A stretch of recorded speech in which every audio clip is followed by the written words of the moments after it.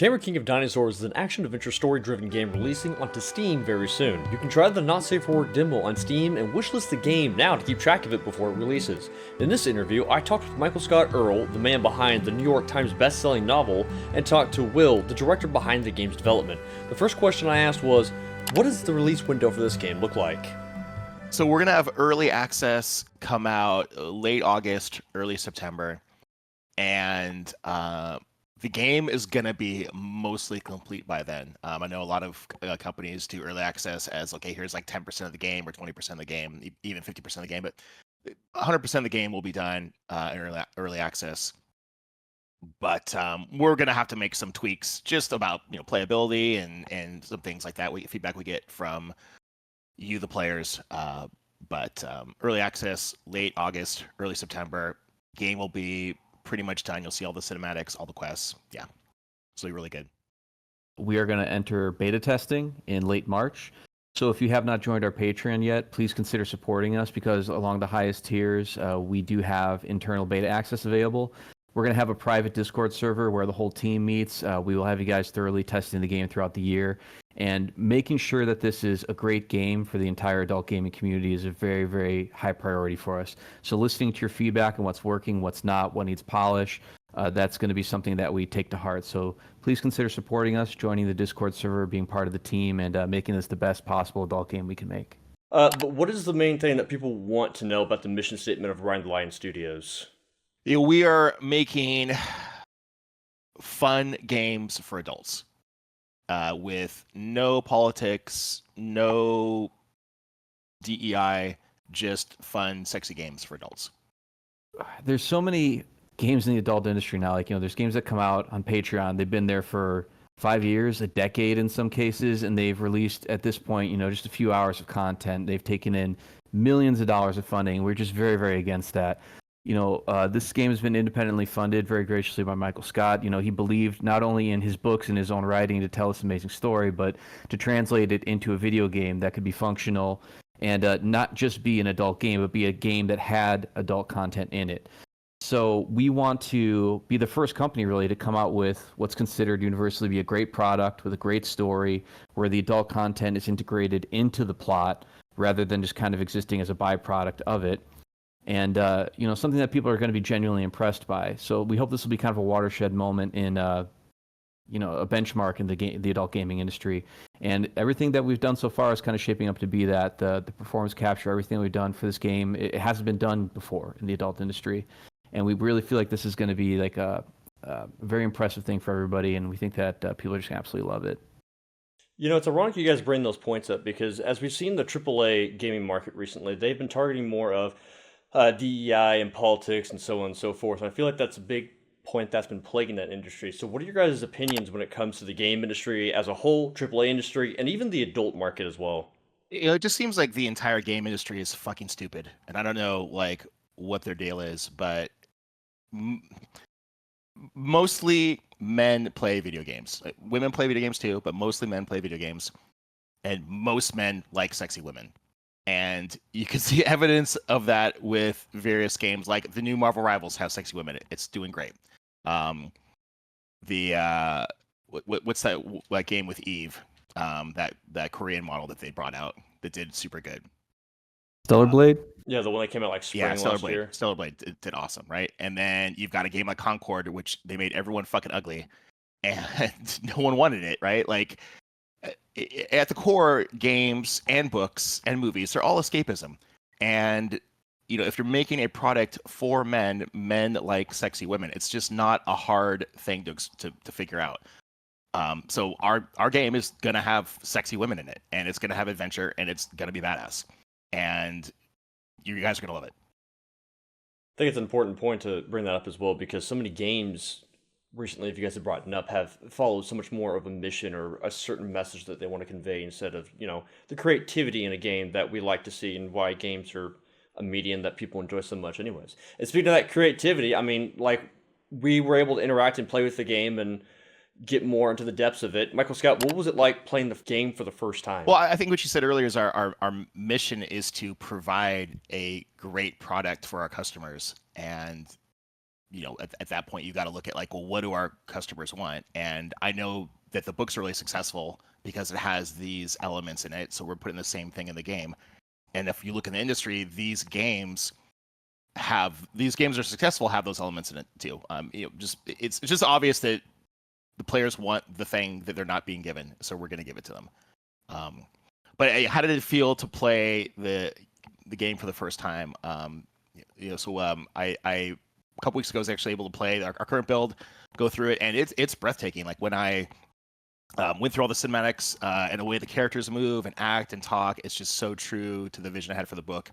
And then when you first leave the cave and go out into the valley where you're eventually going to build the fort, it just looks so good. Like the grass looked amazing, the trees looked amazing, the sun looked amazing, there were shadows. It's just such a gorgeous game. And to think that we've made this with a team of like 6 developers. Right? Well, we have 6 developers. Yeah, about 6 core members. Yeah. 6 core members. To make a game this good looking with this little people in this short amount of time. You guys are going to love it. It's just really good. And like Will said earlier, there's so many companies making these adult games that have been basically dangling the prize and the game for years and years and years and just milking that Patreon. And, in the time that it's taken them to make one character model, we've pretty much made a whole game.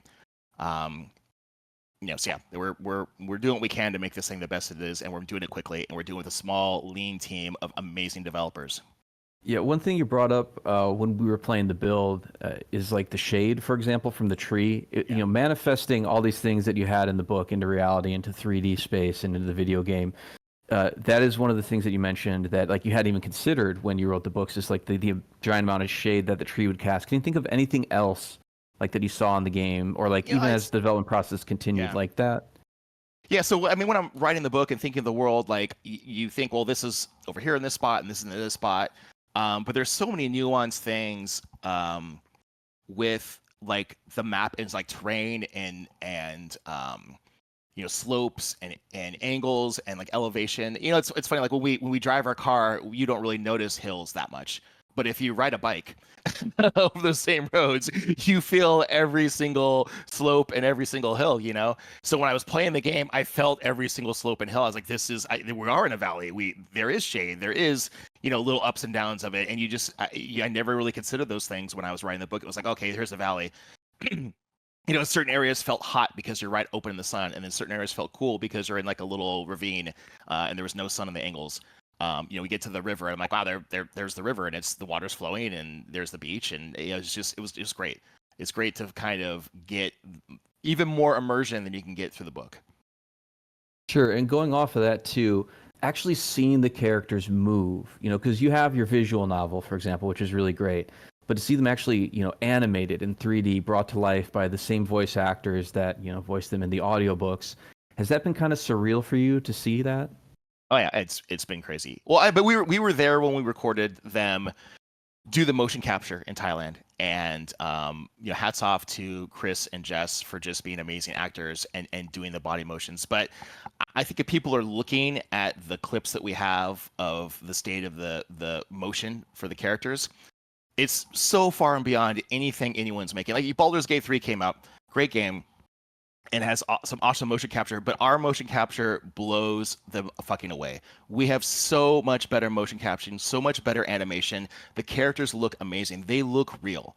And I think players are really going to appreciate the time and the effort we put in to make these characters seem more human-like and have emotions and have expressions, not just in their face, their mouth, and the words, but the way their bodies move, their shoulders move, their hips move, their legs move while they're talking and having conversation. There's very passionate subjects they talk about, and they're trying to make decisions that affect their lives. So yeah, it's just very immersive and wonderful. Like we've done an amazing job. And again, 6 people working on this project. It's going to be done in 2 years. It's just an amazing feat. I think that also highlights a good point, just the amount of like working cogs that take place to make this become a reality, and the fact that we've gotten so far with this. And I do want to highlight this question real quick as well. Is like even like as a game director, how does it feel seeing the vision of it come to life, going from documentation of, or let's turn this novel into a game and actually seeing it become a reality now? What was crazy for me overall is just like how fast the whole process went in the beginning because MSE and I met. I think we had like 2 or 3 meetings on the phone, and we just got along so well. And we completely understood what we wanted to do, and I completely understood his writing. You know, I read the entire Tamer series before I even met up with him in person to kind of design the game, and we managed to put this whole thing together lightning quick. You know, as MSC said, the game's going to be done in like 2 years, a little bit over that. And most games, just to get to the period where we started, will spend a year just on documentation, writing the script, going back and forth on all the little details. And we were able to execute immediately. Like, we got to filming the game in Thailand in less than a year. And to not only establish the entire motion capture pipeline, but have the script in place, to have the actors ready to go, to have all the venues booked, all the logistics done. It was just like something I'd never experienced before. So to be able to work with somebody that completely understood what we needed to do, didn't put up any blockades in the process, even when it came down to the creative stuff, he was very, very accommodating, understanding that when you translate it into a video game, there's a lot of small changes that need to be made and some major ones. And he even had some excellent ideas as to how to like make the novel translate into 3D into gameplay much better. So for me, that was the best part of the process, was just starting everything because it went so smoothly. And then once we got to the game dev part, everything just got more difficult, obviously, because making a game, especially a modern game, AA level that, you know, dips into AAA sometimes like we're doing with such a small team, it's incredibly complex. And it's a miracle often that like games even get made at all. But I think what we're doing, especially with the small teams, has been very impressive. And the fact that we had such a good start is what's been like a blessing for me. And we do have a lot of aspects in this game as well when it comes to Tamer that we have to take a look at. And like Michael-Scott, I mean, which one of those aspects has surprised you the most, and what do you think will surprise people the most when they get it into their own We hands? see in the cinematics between the characters. I think if people are fans of the novel series, they're going to be delighted by the interactions with the characters that they've kind of imagined or listened to in the audiobook. But if you're new to the series or new to the story, you're going to be blown away by how good the story is and how delightful all the characters are. And yeah, I think they're going to be a hit with fans of video games. I think we're going to have, you know, already it's one of the best-selling science fiction novels in the world. So to have these characters in a video game, I think is just going to be really, really popular. But you know, I think they're also going to be impressed by some aspects that we've added to the game that aren't in the book. And this is just kind of a fun accident. Is our original intent was to have it follow the book very closely with how Victor gets around and gets to the places where he's got to do work. Like he's got to go get water, he's got to go get clay, he's got to go hunt and do this. But during gameplay, we found that it was just kind of tedious to move that much during the day. And so he has a dinosaur mount that he rides around through part of the book. And we found that riding the dinosaur was just super, super fun. So we created just a race module to race around to the different quests, that all timed experiences. And that ended up being super, super fun. And so now we're leaning into that even harder. So there are going to be like a Mass Effect kind of walking around doing these fun quests, but then adding the racing element with a dinosaur in the game. It's just, we didn't plan on it when we first started, but when we started playtesting it, it just became more fun and more fun. And the more we've tweaked it, the more entertaining it's become. So I think people are just going to love that. Sure. And going back to the cutscenes, can you tell us what is your favorite cutscene in the game? Like out of all the scenes we filmed, what's the one that stays with you? You think people are really going to love to see? Definitely the interaction between Trell and Victor. I think there's two really, really good ones. When Victor tries to convince Trell she needs to help him and she refuses the first time, and then when their first fort gets destroyed and she's very emotional and she realizes that they're all going to die there, and she learns to accept that her situation. I think both of those are just highly emotional. They're very compelling parts of the first book. And when we did the filming in Phuket, I think we were all just really kind of blown away by the performance that Jessica delivered when she was doing Trell. So yeah, I think people are gonna love that. There aren't games like this. There's games that have story and there's games that have emotion, but the connection the players are gonna have with these characters, it's just beyond anything right now in video games. And I know I'm saying this, I'm blowing a whole fucking bunch of hot air everywhere, right? But like, these are best-selling books for a reason, and the translation of the game is spot on and perfect. So people are gonna get an amazing story that they haven't really experienced that much in video games. Again, there's been amazing stories in video games, but not to this level of acting quality, cinematic, body language. The closest thing we've had is Baldur's Gate 3. And I think that's going to translate really well to not only just connecting the characters, but connecting the characters to the gameplay, making it a wholesome, organic experience that people are going to enjoy. Also, something else I wanted to dive into, something that I think we're both very proud of, is how the soundtrack turned out. Yeah, the music's amazing. Both Will and I are huge fans of the. I think I would like to call it the Super Nintendo / early PlayStation soundtracks, where you've got these, Chrono Trigger, Secret of Evermore, Final Fantasy, just that era, like late '90s, mid to late '90s, soundtracks. Panzer Dragoon Saga for the Sega Saturn. Those type of music, and we found a composer that also was really, really into that kind of music. So we've got just absolutely wonderful soundtrack to the game that I think you guys are gonna love. Sure, yeah. And what are some of your final thoughts on the project as we close this out? If any of this stuff, if you guys are watching and you agree with the game, if you've read my books, or if you see any of these cutscenes of the game looks good, share it with your friends, get the word out. We'd really appreciate it. Like I said, we're a small team. I think Will said earlier, we're like a AA studio. We've just got 6 people putting this game out in 2 years. If you are a dude or a girl and you like adventure games that are sexy, this is going to be right up your alley. So check it out and then share with your friends. We appreciate it. Any closing thoughts from the director as well? No, just please support us as much as you can. It's our dream and our vision to basically take all of MSC's IP and make them into really fantastic games for decades from now. And really, really make a mark on the industry, not just the adult industry, but make the mainstream gaming industry take notice of what we're capable of, and to kind of blur the lines between, what is a porn game? What is a video game just in the general market? Because just because we have sex in our game, just that fact alone, mainstream media outlets, a lot of people won't even cover us, won't even give us the time of day. And why? We're going to have a very compelling tale, something that's very, frankly, like humanist, very positive, very moving.